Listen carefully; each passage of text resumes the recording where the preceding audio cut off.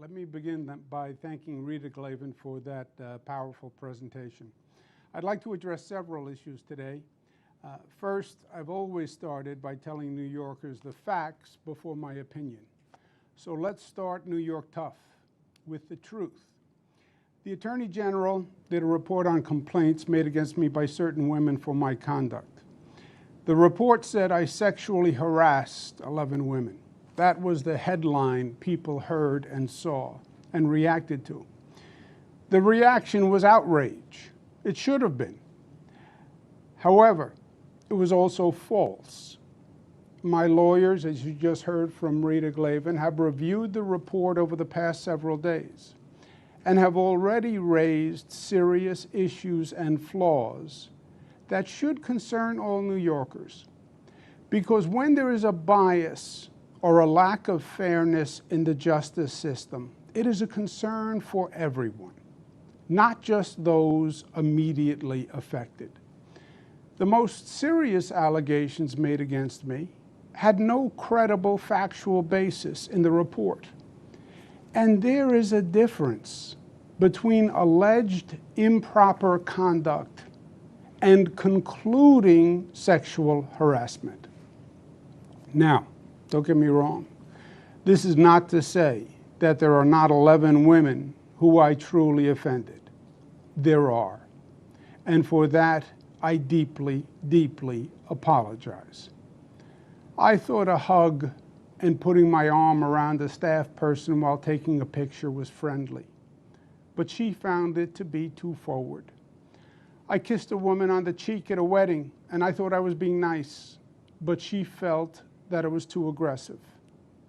I have slipped and called people honey, sweetheart, and darling. I meant it to be endearing, but women found it dated and offensive. I said on national TV to a doctor wearing PPE and giving me a COVID nasal swab, "You make that gown look good." I was joking. Obviously, otherwise I wouldn't have said it on national TV. But she found it disrespectful. I take full responsibility for my actions. I have been too familiar with people. My sense of humor can be insensitive and off-putting. I do hug and kiss people casually, women and men. I have done it all my life. It's who I've been since I can remember. In my mind, I've never crossed the line with anyone. But I didn't realize the extent to which the line has been redrawn. There are generational and cultural shifts that I just didn't fully appreciate. And I should have. No excuses.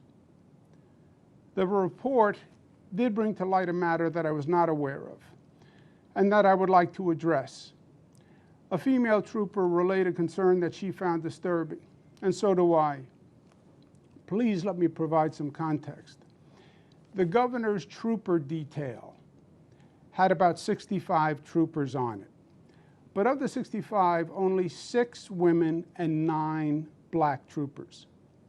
I'm very proud of the diversity of my administration. It's more diverse than any administration in history. And I'm very proud of the fact that I have more women in senior positions than any governor before me. The lack of diversity on the state police detail was an ongoing disappointment for me. In many ways, the governor's detail is the face of state government that people see. When I attend an event, people see the detail that's with me. I was continuously trying to recruit more to diversify. On one occasion, I met 2 female troopers who were on duty at an event. Both seemed competent and impressive, and I asked the state police to see if they were interested in joining. I often meet people, men and women, and if they show promise, I refer them to be interviewed. The state police handled the interviewing and the hiring, and one of the two troopers eventually joined the detail. I got to know her over time, and she's a great professional. And I would sometimes banter with her when we were in the car. We spent a lot of time driving around the state. This female trooper was getting married, and I made some jokes about the negative consequences of married life. I meant it to be humorous. She was offended, and she was right. The trooper also said that in an elevator I touched her back, and when I was walking past her in a doorway, I touched her stomach. Now, I don't recall doing it, but if she said I did it, I believe her. At public events, troopers will often hold doors open or guard the doorways. When I walk past them, I often will give them a grip of the arm, a pat on the face, a touch on the stomach, a slap on the back. It's my way of saying, I see you, I appreciate you, and I thank you. I'm not comfortable just walking past and ignoring them. Of course, usually they are male troopers. In this case, I don't remember doing it at all. I didn't do it consciously with the female trooper. I did not mean any sexual connotation. I did not mean any intimacy by it. I just wasn't thinking. It was totally thoughtless in the literal sense of the word, but it was also insensitive. It was embarrassing to her, and it was disrespectful. It was a mistake. Plain and simple. I have no other words to explain it. I want to personally apologize to her and her family. I have the greatest respect for her and for the New York State Police. Now, obviously in a highly political matter like this, there are many agendas and there are many motivations at play. If anyone thought otherwise, they would be naive, and New Yorkers are not naive. But I want to thank the women who came forward with sincere complaints. It's not easy to step forward, but you did an important service. And you taught me, and you taught others an important lesson. Personal boundaries must be expanded and must be protected. I accept full responsibility. Part of being New York tough is being New York smart. New York smart tells us that this situation and moment are not about the facts. It's not about the truth. It's not about thoughtful analysis. It's not about how do we make the system better. This is about politics. And our political system today is too often driven by the extremes. Rashness has replaced reasonableness. Loudness has replaced soundness. Twitter has become the public square for policy debate. There is an intelligent discussion to be had on gender-based actions, on generational and cultural behavioral differences, on setting higher standards, and finding reasonable resolutions. But the political environment is too hot, and it is too reactionary for that now. And it is unfortunate. Now, you know me. I'm a New Yorker, born and bred. I am a fighter. And my instinct is to fight through this controversy because I truly believe it is politically motivated. I believe it is unfair and it is untruthful. And I believe it demonizes behavior that is unsustainable for society. If I could communicate the facts through the frenzy, New Yorkers would understand. I believe that. But when I took my oath as governor, then it changed. I became a fighter, but I became a fighter for you. And it is your best interest that I must serve. This situation, by its current trajectory, will generate months of political and legal controversy. That is what is going to happen. That is how the political wind is blowing. It will consume government. It will cost taxpayers millions of dollars. It will brutalize people. The State Assembly yesterday outlined weeks of process that will then lead to months of litigation. Time and money that government should spend managing COVID, guarding against the Delta variant, reopening upstate, fighting gun violence, and saving New York City. All that time would be wasted. This is one of the most challenging times for government in a generation. Government really needs to function today. Government needs to perform. It is a matter of life and death, government operations. And wasting energy on distractions is the last thing that state government should be doing. And I cannot be the cause of that. New York tough means New York loving. And I love New York. And I love you. And everything I have ever done has been motivated by that love. And I would never want to be unhelpful in any way. And I think that given the circumstances, the best way I can help now is if I step aside and let government get back to governing. And therefore, that's what I'll do, because I work for you. And doing the right thing is doing the right thing for you.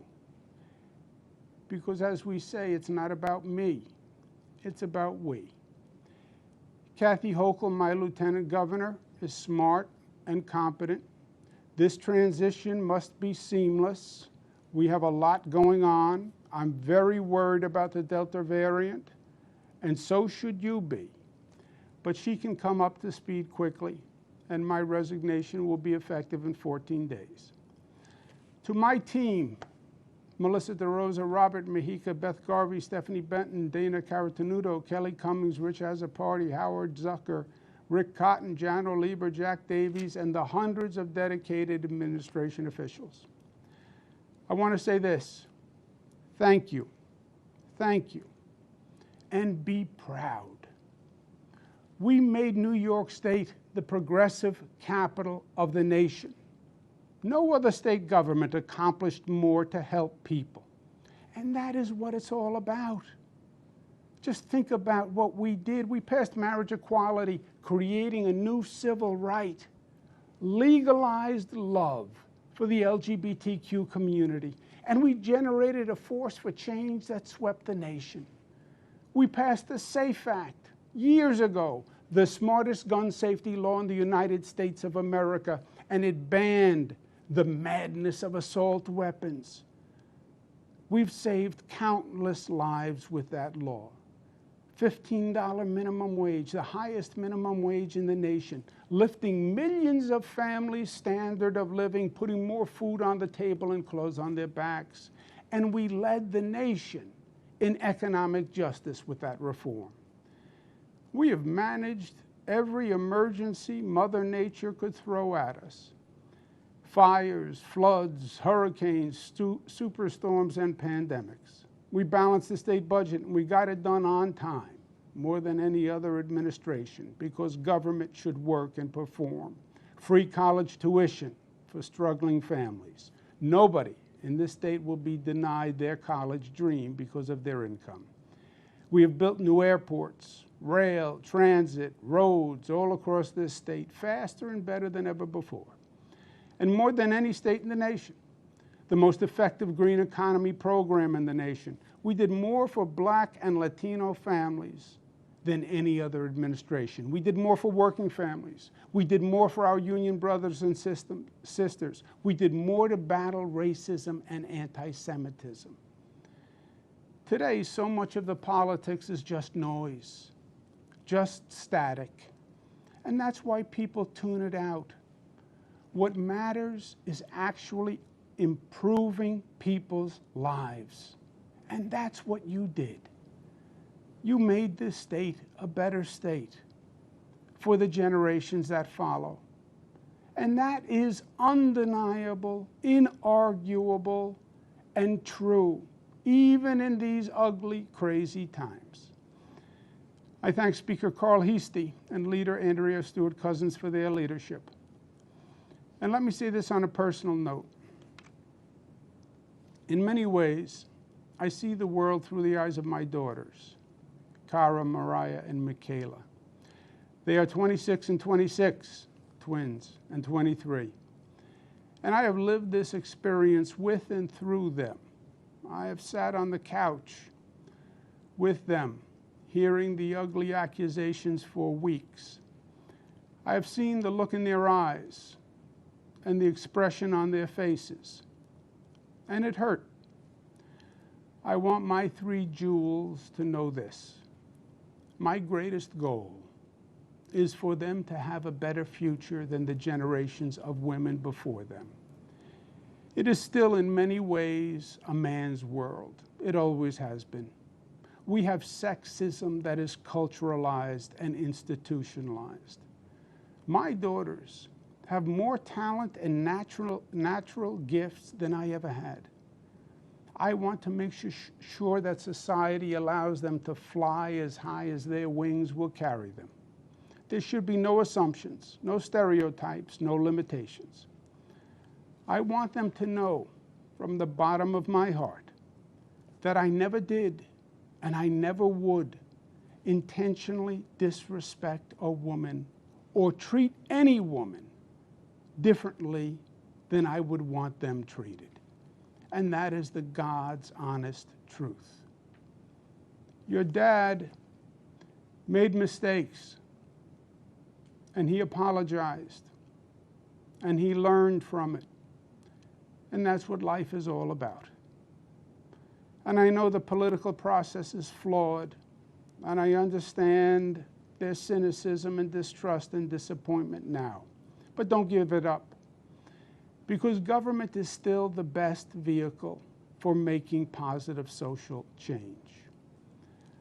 Lastly, I want to remind all New Yorkers of an important lesson, and one that I will carry with me for the rest of my life.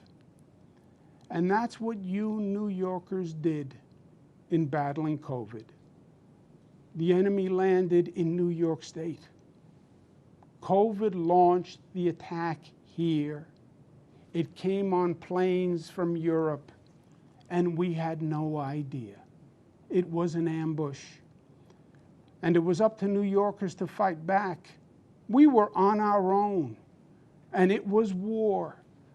Nurses, doctors, essential workers became our frontline heroes. Hospitals became the battlegrounds. Streets were still, and sirens filled the city's silence. Trailers carried the bodies of our fallen brothers and sisters. But you refused to give up, and you fought back, and you won, going from the highest infection rate in the nation to one of the lowest.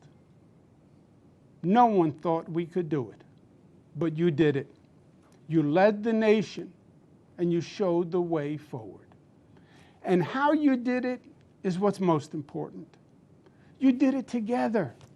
Not as black New Yorkers or white New Yorkers, not as LGBTQ New Yorkers or straight New Yorkers or Democrats or Republicans or upstate or downstate or Jewish, Muslim, Protestant or Catholic New Yorkers, but as one community, one family, the family of New York. You overcame the naysayers and the haters and the fear and the division, and you unified and you rose and you overcame. And you saved lives. And that was powerful in its effect. It was beautiful to see. And it was an honor to lead. Please remember that lesson. Hold it dear and hold it up high for this nation to see, because it is New York State at her finest, creating her legacy, fulfilling her destiny, giving life and animation to the lady in the harbor, saying, Excelsior, we can be better, we can reach higher, and proclaiming E pluribus unum, out of many one, unity, community, love. That is our founding premise and our enduring promise. And that is the salvation of this nation that it so desperately needs to hear. Thank you for the honor of serving you. It has been the honor of my lifetime.